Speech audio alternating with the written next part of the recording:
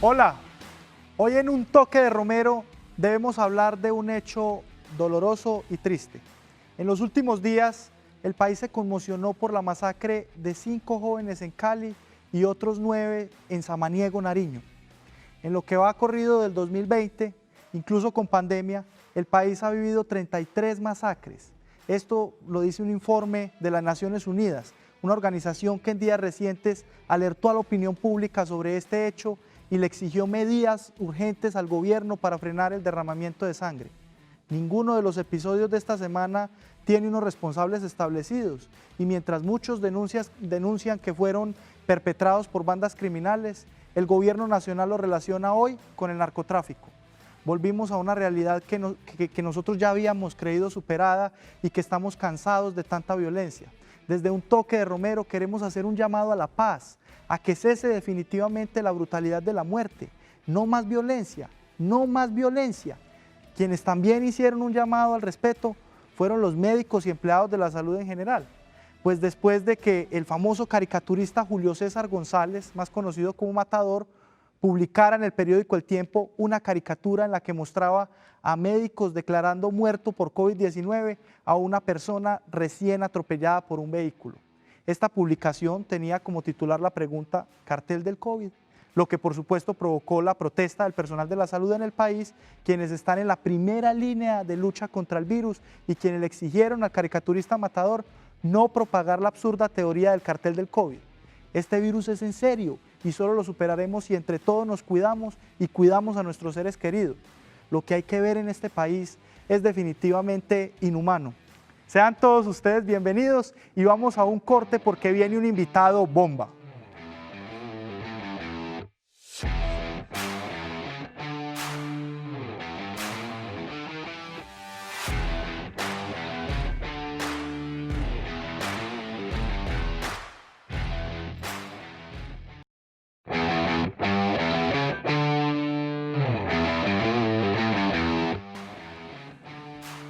Estamos en Un Toque de Romero, hoy nuevamente con un invitado de lujo, como todos los que hemos tenido en este programa, que han escrito la historia de este país desde la política o desde su posición de sujeto. Santi, el personaje que traemos hoy a nuestro programa tú lo conoces muy bien. Pues sí. Es un senador de la República. Háblanos un poquito del invitado de hoy. Diego, un abrazo muy grande para todos los televidentes. Lo conozco bien porque como politólogo he estudiado mucho su carrera. Él es senador, es uno de los ideólogos de una de las corrientes políticas sin duda más importantes de la historia del país y que sin duda también genera bastante polémica. Entonces hoy nos acompaña nada más y nada menos que el senador José Obdulio Gaviria. Senador, bienvenido a Un Toque de Romero. Encantado de estar con ustedes. Muy buenas noches, supongo. y estoy listo para que tengamos una conversación lo más productiva posible. Senador, hace usted parte del partido Centro Democrático. Ya han pasado dos años desde que el presidente Iván Duque se posesionó en la presidencia de la República de Colombia. ¿Cuál es el balance que usted hace de la administración del doctor Iván Duque? ¿Cómo evalúa usted la presidencia de él? Buena pregunta hecha así, administración. Es un gran administrador de la cosa pública. La economía, por ejemplo, estaba dando unos toques fundamentales y todos los indicadores mostraban que resultaba, que producía buenos efectos. Lástima, se nos vino esta pandemia va a producir unos efectos en todos los indicadores macroeconómicos como nadie se imagina, gravísimos. Indicadores económicos son empleo, por ejemplo, indicadores ahorro, inversión, en el endeudamiento externo, déficit fiscal, que es una forma de endeudamiento también.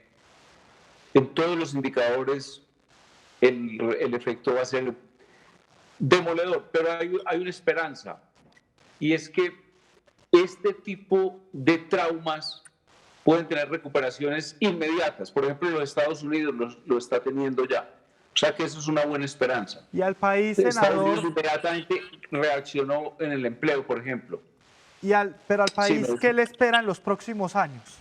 De acuerdo, porque estamos teniendo en cuenta que el país ha cambiado y la política está cambiando, las maneras de comunicación, la construcción del tejido social digital. ¿Qué le espera los próximos años a Colombia? No, pues este primer año o este primer semestre, dijéramos el primer semestre del 2021 va a ser recoger vidrios.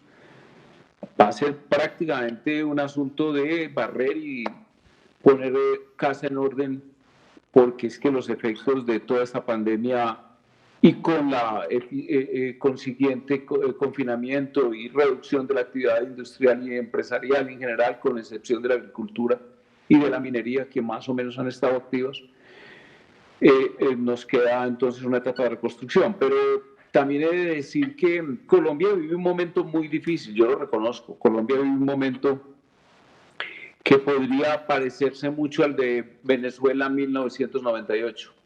Una fuerte desilusión de muchos sectores populares y políticos con lo que se llama el establecimiento en sí mismo, una oferta política muy complicada. Yo la sintetizaría en la palabra socialismo siglo XXI, petrismo, o algunos también lo llaman Foro de Sao Paulo.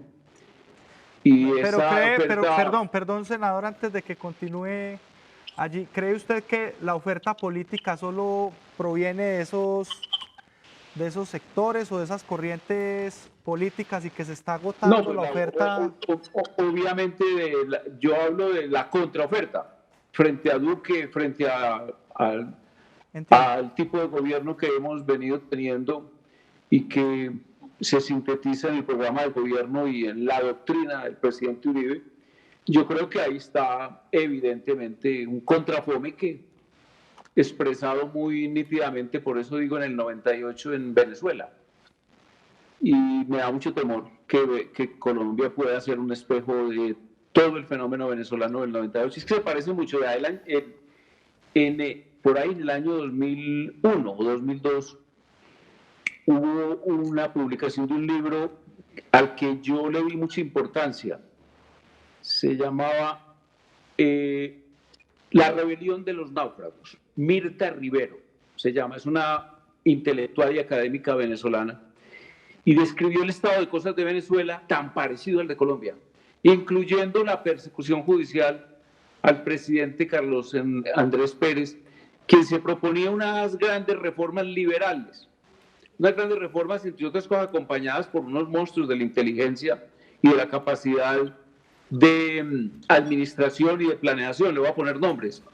Hausman, el decano de Harvard, que pasó de ministro del presidente Carlos Andrés a decano de Harvard.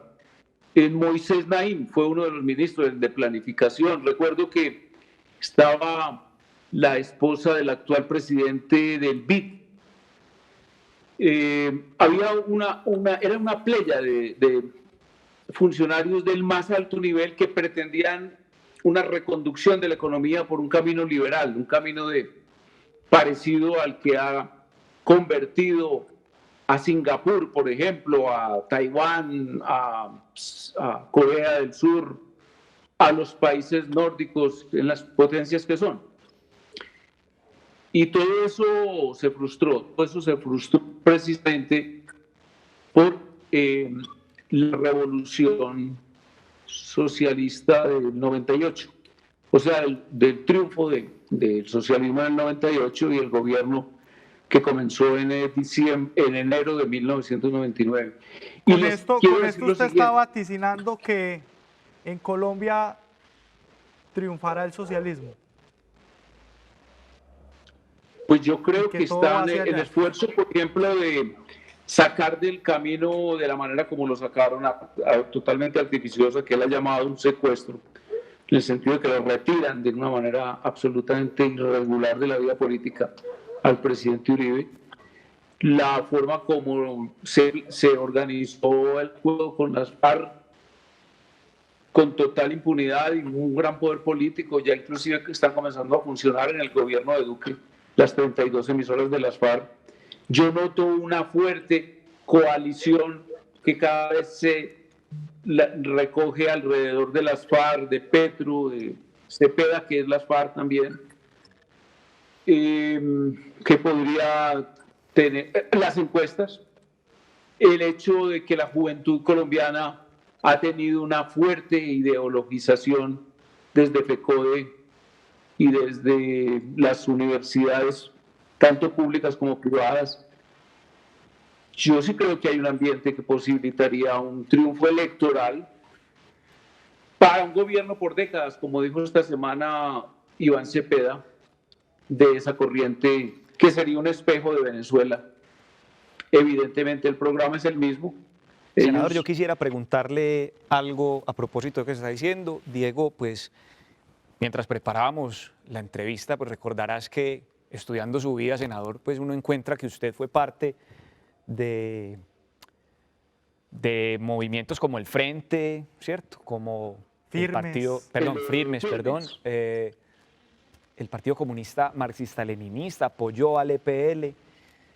¿Uno cómo puede diferenciar la juventud de hoy colombiana, que dice usted está ideologizada por FECODE, de la juventud de ustedes que soñaba con tanta utopía y que, pues, que hoy representa quizás ideas diferentes? Hombre, yo milité en Firmes, un movimiento socialista que inclusive como organización terminó en el Partido Liberal con el presidente Álvaro Uribe Vélez. Me acompañaba el actual director de Memoria Histórica, Darío Acevedo, me acompañaba Jaime Jaramillo Paneso, quien saludo desde acá, estaba muy enfermo, y varios otros, llamémoslos intelectuales, sedicentemente dicho.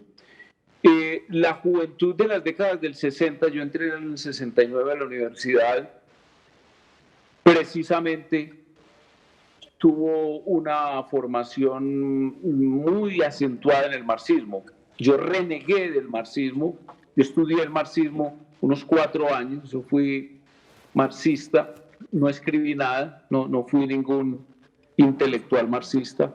Cuando llegué a la cátedra como profesor, ya lo hacía con mucho escepticismo frente al marxismo, fenómeno que se produce en toda parte del mundo.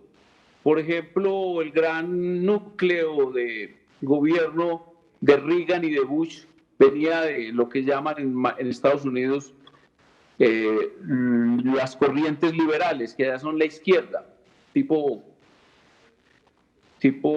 izquierdas del Partido Demócrata hoy, representada en algunos parlamentarios prácticamente de extrema izquierda. Hay un Jim McGovern, por ejemplo, que es prácticamente apoyaba a las FARC plenamente en todo su discurso.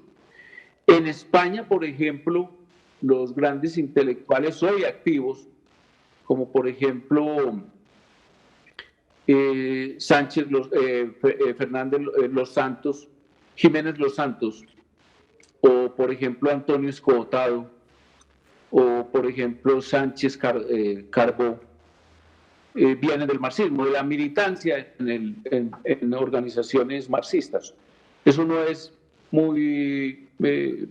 no es antinatural, y es lo normal, porque es que dijéramos, la imbecilidad del marxismo es absoluta. El que no reniegue de semejante experimento intelectual se quedó en una situación prácticamente tanto de conducción de todos los asuntos políticos e históricos al absurdo, como de un reduccionismo, por ejemplo, en la economía, que produce fenómenos como el de Cuba. Cuba es un país que no produce nada. O Venezuela hoy. Venezuela, cuando se posesionó el presidente Uribe, nosotros nos reuníamos mucho con Chávez. Yo terminé siendo hasta amigo personal de Chávez. Y hablábamos mucho de mi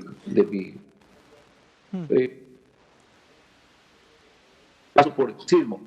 Y Chávez, uno hablaba con él y uno decía, obviamente, si usted introducía con un software todos los datos que Chávez le estaba dando, el efecto que produciría quiebra absoluta en 10, 15 años, como evidentemente ocurrió.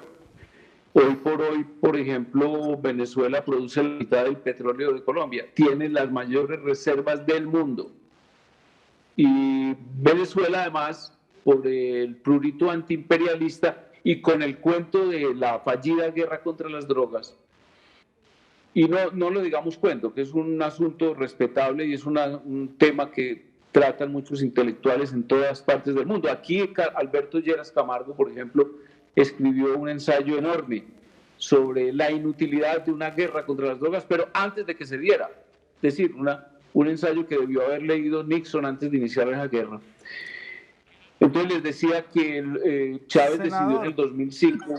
Senador, este tema está muy interesante y nos surgen muchísimas preguntas al respecto.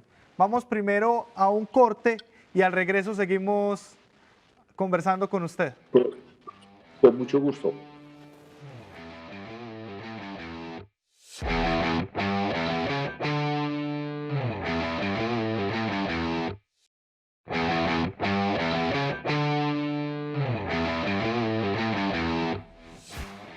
Seguimos en un toque de Romero en una conversación con el senador José Obdulio Gaviria del Centro Democrático, senador de la República que en la conversación Santiago encuentra un eminente riesgo de que la izquierda llegue al poder y ha comparado estos tiempos con los tiempos de Venezuela, antes del chavismo, con el presidente Rafael Caldera.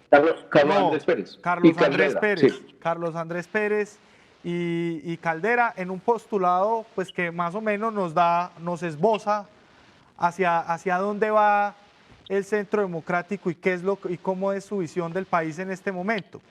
Pasa, senador, que con la medida de aseguramiento al expresidente Álvaro Uribe Vélez, la opinión del país se revolcó. ¿Usted cree que eso le ha favorecido al Centro Democrático o que eso le ha quitado puntos? No, de ninguna manera, porque es que la libertad de una persona no debe ser un instrumento de actividad política. Él lo ha definido como un secuestro. Pero lo ha sido, pues es imposible que le dicten una medida de aseguramiento a un expresidente de la República y el país político no se convulsione. Sí, obviamente, pero además, sobre todo cuando es una medida completamente artificiosa, como la definió el ex magistrado Bernal de la Corte Constitucional. De manera que, para mí es una etapa negra de la historia de Colombia y sobre todo negra para la justicia de Colombia. Senador, tenemos una llamada para que usted atienda, por favor. Con mucho gusto. Buenas noches, mi querido senador José Obdulio, habla con Álvaro, ¿cómo está? Y Álvaro, ¿cómo va? Pues aquí pasando este secuestro, querido senador, complicado en esta hacienda por cárcel. Yo le quiero hacer una pregunta. Dígame, Álvaro. Si esto no se soluciona, si este problema con la Corte no se arregla, ¿a quién ponemos a dirigir al Centro Democrático? Buena pregunta, porque es que el director natural del Centro Democrático es Uribe y por eso lo tienen secuestrado, lo quieren retirar del escenario. Decisión que hay que confrontar legalmente, institucionalmente, para ponerlo en libertad y para que él conduzca al Centro Democrático. Senador, ¿usted cree, con todo esto que está pasando, que el país necesita una reforma a la justicia? Total, pero no hay forma de hacerla en el Congreso. ¿Sabe? Yo estuve en la reforma a la justicia, en el primer periodo en que estuve en el Senado. ¿Sabe con quién me tocaba reunirme? Es que es increíble, con Bustos, el jefe de una banda del cartel de la toga. Y ese tipo hay que oírlo pontificar, y hay que oír el dogmatismo, y hay que oír la mirada, hay que ver la mirada que nos echaba cuando lo contradecíamos, como que te voy a meter a la cárcel a vos también. Y si la reforma no es por el Congreso de la República, que es el máximo órgano que legisla y que crea las leyes y que podría transformar en los poderes, entonces, ¿cuál es el camino? 374, el artículo de la Constitución, que son el Congreso, una constituyente, un referéndum. Son los tres mecanismos. Uno de ellos, uno Pero de el ellos. Congreso yo no creo, no es capaz. ¿Y usted es partidario de cuál? ¿De la constituyente? Sí, desde el año 2009 escribí un artículo, Uribe era presidente, el ministro era Fabio Valencia, no me quisieron hacer caso, ni siquiera hubo respuesta. Yo escribía en El Tiempo, que eso lo leía mucha gente.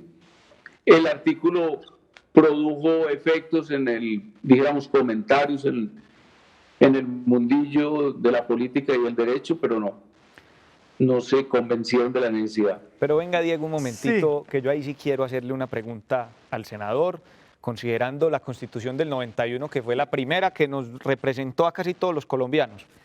¿No es muy peligroso, senador, en un país tan dividido, de tantos odios, superar una Constitución que fue quizá nuestro único proyecto como nación y convocar una constituyente por una decisión judicial? No, es que en el año 2009 no había una decisión judicial.